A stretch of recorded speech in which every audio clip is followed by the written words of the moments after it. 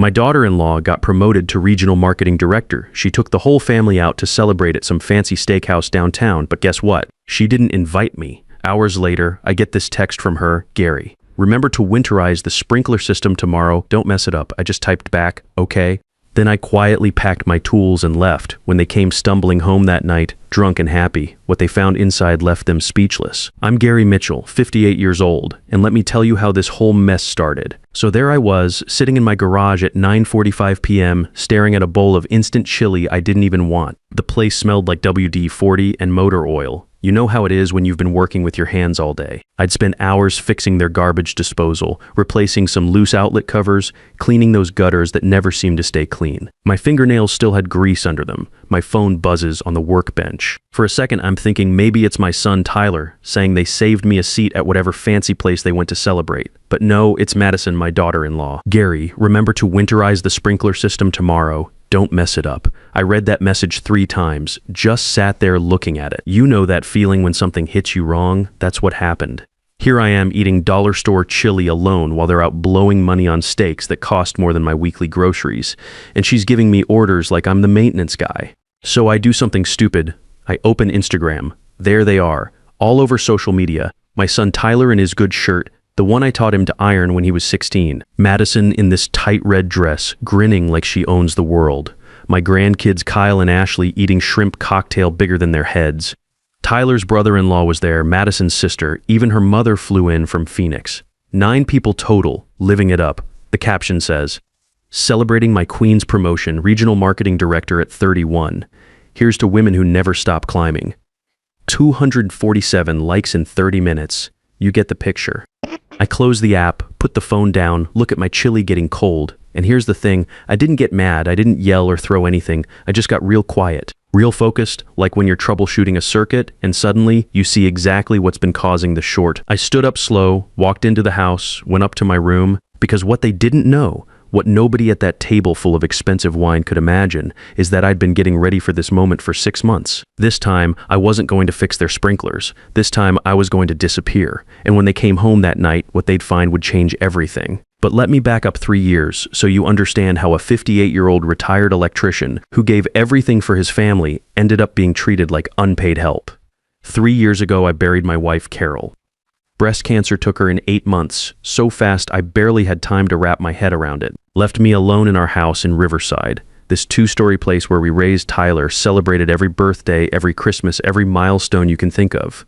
After the funeral, the quiet was killing me. Every room echoed with her being gone. Tyler shows up 3 weeks later with Madison, and he's got that look. You know, the one same face he made as a kid when he wanted something big. "Dad," he says while we're sitting in my kitchen, Madison and I are looking at houses. "We want something bigger for the kids. But this down payment is brutal." Madison's nodding, sipping coffee with those perfect coral fingernails. "The house we want is $195,000. We need $35,000 down, but we've only saved $18,000. They didn't have to spell it out. How much you need?" I asked. Tyler looks down at his hands. "If you sold this place, Dad, you could come live with us. You wouldn't be alone anymore. The kids would love having Grandpa around." Win-win situation. Madison gives me this practice smile. "It would be perfect, Gary. You could help with maintenance. You're so good with electrical and plumbing. We'd take care of each other like real family." That word, family. I signed the sale papers 5 weeks later. My house sold for $125,000. I gave Tyler the $35,000 for their down payment and kept $65,000 thinking it was my safety net. What I didn't do, and this still gets me, was put my name on their new house deed. Tyler said it wasn't necessary, that the house was for everyone. Why complicate the paperwork, Dad? And I trusted him like an old fool. The house was in Maple Grove Estates, one of those newer developments with the security gate, 4 bedrooms, 2.5 baths, 2-car garage. Nice, modern, and about as warm as a refrigerator. First few months weren't too bad. I'd get up at 6 a.m., make coffee the way Tyler likes it, strong with just a splash of cream, check the paper, start breakfast, get Kyle and Ashley ready for school. Madison would blow out at 7:30, always dressed sharp in those business suits, hair perfect. She'd barely look at me on her way out. Tyler would leave 30 minutes later, sometimes giving me a quick thanks, Dad, without really making eye contact. And I'd stay behind, fixing whatever needed fixing. Because every evening when Madison came home, she had a list ready. "Gary, the kitchen faucet's dripping again. Gary, that outlet in the master bedroom is loose. Gary, the garage door opener's making that noise again." Never, Dad. Never would you mind helping with. Just Gary. And an order. Like I was building maintenance. The kids loved me, though. That was real. Kyle would come running when he got home from school, wanting to help with whatever project I was working on in the garage. Ashley would sit on this little stool while I organized my tools, asking a million questions about how everything worked. But whenever Madison saw us together, her face would get all tight. One day, Ashley says, "Grandpa, you're the smartest person I know, way smarter than Mommy," right in front of Madison. That night, I hear shouting from their bedroom, "Your father is undermining my authority with my children, Tyler. He spoils them, fills their heads with nonsense about fixing things instead of focusing on their studies. He's my dad, Madison. He's just being a grandfather. Your dad or the free handyman who doesn't pay rent." Dead silence. I'm waiting for Tyler to defend me, to say something. Anything. But nothing. And that's when it hit me. I wasn't the helpful father-in-law anymore. I was the burden they put up with. Months went by, and the humiliation became routine. Madison would have her marketing friends over and introduce me as Tyler's dad who helps us maintain the house. They stopped including me in family photos. Last Christmas, when they're taking the family picture by the tree, Madison hands me her iPhone. "You've got steadier hands, Gary." So there I am standing behind that camera, watching my family smile like some Christmas card while I disappear. That photo's framed in their living room now. I don't appear anywhere in that house, like I'm invisible. But all that built-up stuff over 3 years was nothing compared to what happened that September night when I got that text about the sprinklers. It started that Thursday morning. Madison comes downstairs practically floating on air. She's wearing her Navy power suit, the one she saves for big presentations, and this smile that could light up the whole neighborhood. I got it. She announces as Tyler comes down behind her, messing with his tie. "Got what, Mommy?" Ashley asks from the breakfast table, syrup all over her chin. "I got promoted, sweetie. Mommy is now regional marketing director, youngest in the company's history." Tyler picks her up, spins her around. "I knew you'd get it. That position was made for you. I'm at the stove making scrambled eggs." "Congratulations, Madison," I say, and I mean it. Whatever problems we got, I don't wish the woman failure. She barely glances at me, "Thanks, Gary." Then right back to Tyler's arms. "We gotta celebrate big," Tyler says.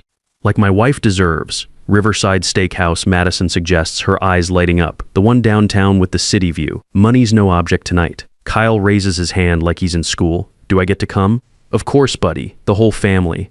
My heart skips. The whole family, that includes me, right? I flip the eggs, wipe my hands on the dish towel. "What time should I be ready?" I ask casual like. Madison looks at me like she forgot I was there. Ready for what? The family celebration dinner. Awkward silence. Tyler clears his throat. Madison gives him one of those married couple looks where they talk without words. "Oh no," Gary Madison says with this smile that never reaches her eyes. "It's intimate family only. My mom's flying in from Phoenix. My sister's coming." Direct bloodline. You know, those words hit me like touching a live wire. "I understand," I say, turning back to the stove even though the eggs are done. Besides, Madison keeps going, buttering her toast. Someone needs to stay with the house, right? Can't leave it empty. And you know that sprinkler system needs winterizing before the first freeze. "I'm sure you'll find something good to cook for yourself." Tyler says nothing. My son, the boy I taught to change a tire, to wire a ceiling fan, to be a man, just stares at his plate like those eggs are the most fascinating things he's ever seen. They all leave at 11 a.m. Madison changes outfits twice. The kids are excited in their Sunday clothes. Tyler gives me this quick pat on the shoulder, so automatic he doesn't even make eye contact. "Don't wait up, Dad. We'll probably be late," and they're gone. House falls dead quiet, except for the hum of the fridge and the tick of that kitchen clock. I walk through the living room with its leather furniture I helped pick out, through the dining room where I installed that chandelier myself, through the kitchen where I replaced every outlet and switch plate. Everything perfect, everything maintained, and me completely invisible. I make myself a bowl of instant chili and sit at the kitchen counter, not the dining room table. Help doesn't eat in the dining room, right? 7 p.m. rolls around, and I make the mistake of checking Instagram. Madison's been posting all evening. Photo 1, Madison looking amazing in her red dress, holding champagne. Thanks everyone for the love and support. Photo 2, my grandkids with these massive plates of lobster and steak. Kyle giving thumbs up. Photo 3, the whole table, 9 people celebrating, laughing, toasting. I count them. Tyler Madison, Kyle, Ashley, Madison's mother, her sister, her brother-in-law, and 2 other people I don't recognize. Then 9 people living it up while I eat 99-cent chili in a kitchen I rewired myself. Comments rolling in. You deserve it, Queen. Amazing family goals. Nobody asks where Grandpa is. Nobody notices someone's missing because I've been invisible for years. I close Instagram, wash my bowl, wipe down the counter. That's when my phone buzzes. Madison's text, Gary, remember to winterize the sprinkler system tomorrow. Don't mess it up. I stare at those words and something inside me just dies. But at the same time, something else wakes up. I walk out to the garage, look at that sprinkler control panel I installed myself. All those zones, all that automation I spent weeks getting perfect. Don't mess it up. I close the garage door, take a deep breath and type back. Okay, 2 letters. That's it. But in those 2 letters was a decision that'd been building for months. So I go to my room, dig around behind these old electrical manuals in my closet. Wrapped in a plastic shopping bag is my documentation folder. Everything's in there. Every receipt, every work log, every proof of payment from the past 3 years. I flip through those pages like I'm reading my life story in receipts. August 2021. Down payment on house, $35,000 September 2021. New HVAC system because theirs was shot $4,800 October 2021.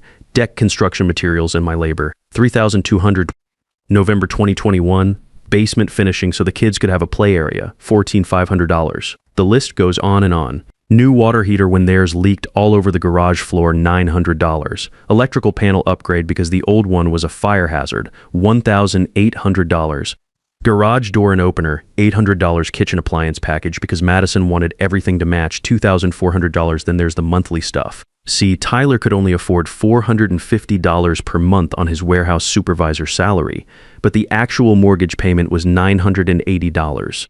Guess who's been paying that extra $530 every single month for 36 months? That's right, me, from my $1,200 electrician's pension. I do the math on the back page. Down payment and improvements, $52,000. Monthly mortgage contributions, $530 times $36 months equals $1,980. Tools, materials, odds and ends, $4,500 total invested. $75,580, $75,580. Most of what I got from selling the house Carol and I built together over 25 years, invested in a place where they treat me like the help. But here's the kicker, the real prize at the bottom of that folder. The original property deed, yellowed but official. I pull it out with shaking hands. Clear as day, it says.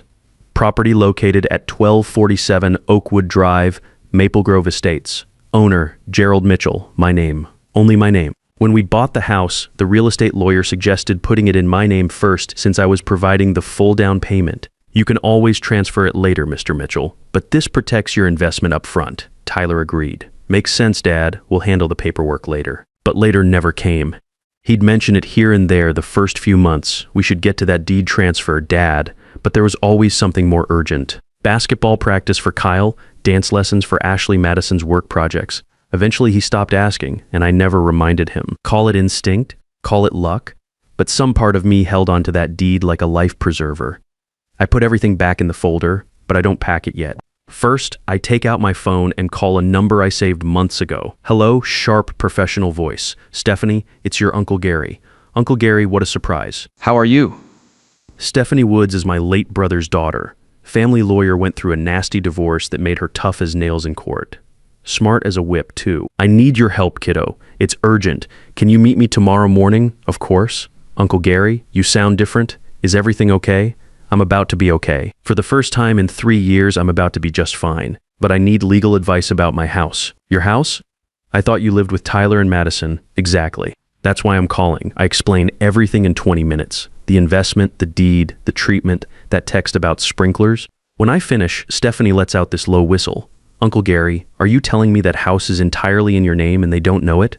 That's right. And you have documentation of every dollar you've put in, every receipt, every bank transfer, every work order. My office, 8 a.m. sharp. Bring everything. Next call goes to Trevor Barnes, the notary who handled Carol's estate and the house purchase. Mr. Mitchell, it's late. Everything all right. Trevor, I need to review some property documents tomorrow about asserting my ownership rights. Are Tyler and Madison giving you problems? You could say that. My office, 10 a.m. and Gary, I warned you about that deed transfer back then. Sometimes it pays to listen to your lawyer. Last call is the hardest. Nicole Carter, my neighbor from the old house, widowed 2 years before me. Good woman, Gary. Why are you calling so late? Nicole, is that spare bedroom still available for rent? Silence. Then, what happened? I can't be invisible anymore. Can't keep fixing things for people who see me as free labor. You come whenever you want, Gary. I'll be waiting. It's 11:30 p.m. now. According to Instagram, they're still at that steakhouse having dessert and after-dinner drinks. Some $25 chocolate thing that probably costs more than my weekly groceries. I figure I got maybe 2 hours before they stumble home. I start packing, but not everything. Just my tools, my clothes, my photos of Carol, everything that's truly mine. Because here's what I learned in these 3 years, minus they got used to treating my stuff like community property. But there's one more thing to pack.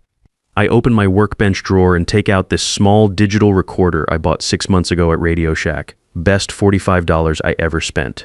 See, when you become invisible, people talk around you like you're not there. I captured 17 conversations over the past months. Madison on the phone with her sister. It's like having live-in maintenance. He fixes everything, watches the kids when I need him to, and I don't have to pay him or give him vacation days. Madison and Tyler arguing in their bedroom. Your dad's getting in the way, Tyler. Every time the kids respect him more than me, it makes me look weak. When he gets too old to be useful, we'll look into assisted living options.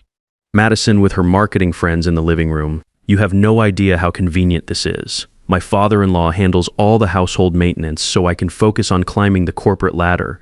That's how I got this promotion, 0 domestic distractions. 17 recordings where they talked about me like a useful appliance that would eventually need replacing. I copy everything to a USB drive and email backups to myself.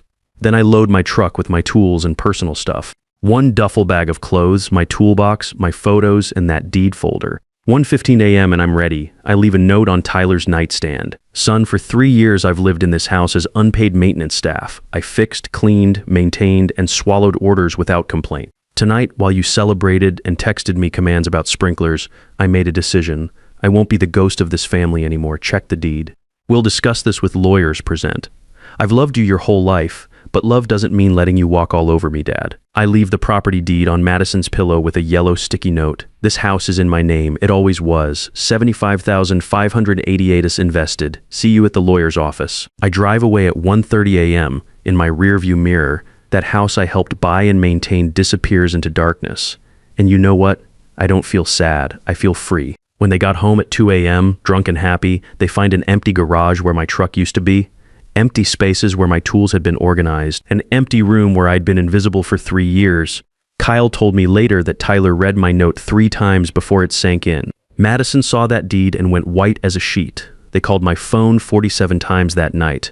I'd already blocked their numbers. Next morning, Stephanie and I built our legal strategy. By noon, Tyler gets a formal notice. Gerald Mitchell, legal owner of 1247 Oakwood Drive, requires the presence of Tyler Mitchell and Madison Foster Mitchell at the office of Notary Trevor Barnes to resolve matters of property and occupancy.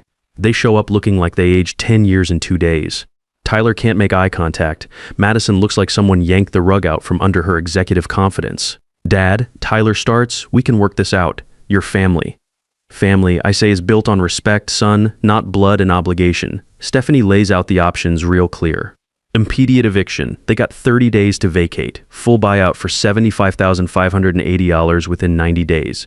Or a 60-40 split with Tyler keeping 40% ownership and me retaining 60%. They could pay me $650 per month for my share, or I could rent my portion to tenants of my choosing. You want us to live with strangers? Madison asks, finally finding her voice. I want you to understand what it feels like to share your space with people you didn't choose, I tell her. I want you to learn about saying please and thank you instead of giving orders. Tyler chooses the split. Smart move. They couldn't come up with 75 grand if their lives depended on it. 3 weeks later, Jennifer Lane moves in with her 2 kids. Jennifer's an elementary school teacher, 45 years old, respectful woman who's grateful for decent housing she can afford. Her son Shane is 16, helps me with projects in the garage. Her daughter Brittany is 12, does homework with Ashley at the kitchen table. Here's the beautiful part. Jennifer's kids call me Mr. Gary and actually say thank you when I fix something. Mr. Gary, thank you for fixing my bike chain. Mr. Gary, thank you for showing me how to use the drill. Basic manners Madison never bothered teaching her own kids. Madison has to share her perfect kitchen now, share her living space, share her controlled environment, and she hates every minute of it, but she keeps her mouth shut because she knows one complaint from me and they're out on the street. Tyler and I started going to therapy every Thursday, family counseling with Dr. Martinez downtown. First session was rough. We both cried like babies. But slowly, we're rebuilding what got broken.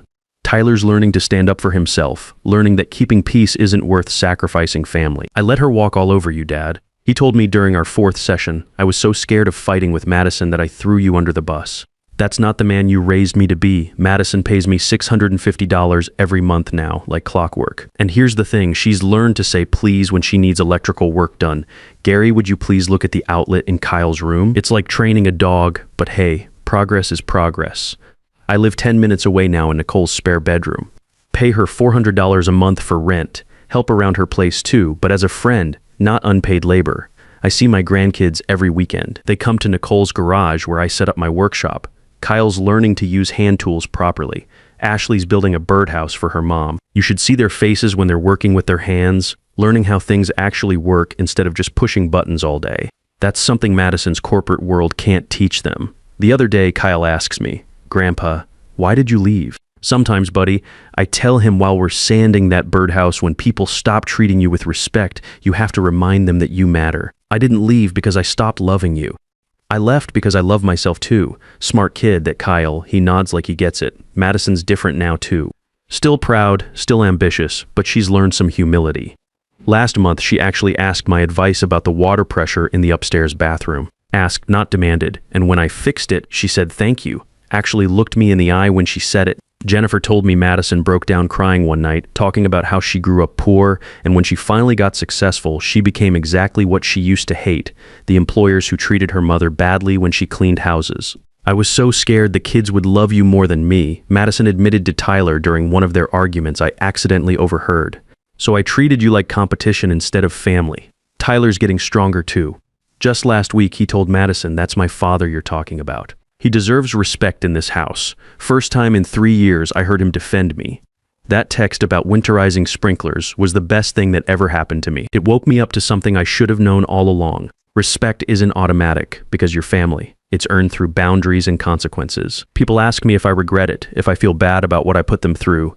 Here's my answer. Love without respect isn't love. It's habit, and bad habits need breaking. Sometimes the most loving thing you can do is refuse to be taken for granted anymore. Sometimes you gotta disappear to be seen. These days, when I walk into that house for Sunday dinner, Madison stands up and says, "Hi Gary, thanks for coming." The kids hug me like they missed me. Tyler looks me in the eye when we talk. I'm not invisible anymore, and I'm never going back to being a ghost in my own life. The hardest lesson I learned at 58 years old is this. When you let people treat you like you're disposable, you start believing you are. But the moment you stand up and say enough, you remember what you're actually worth. They say blood is thicker than water, but respect is thicker than blood. Without respect, family is just people who happen to share your last name, and that's not enough to build a life on.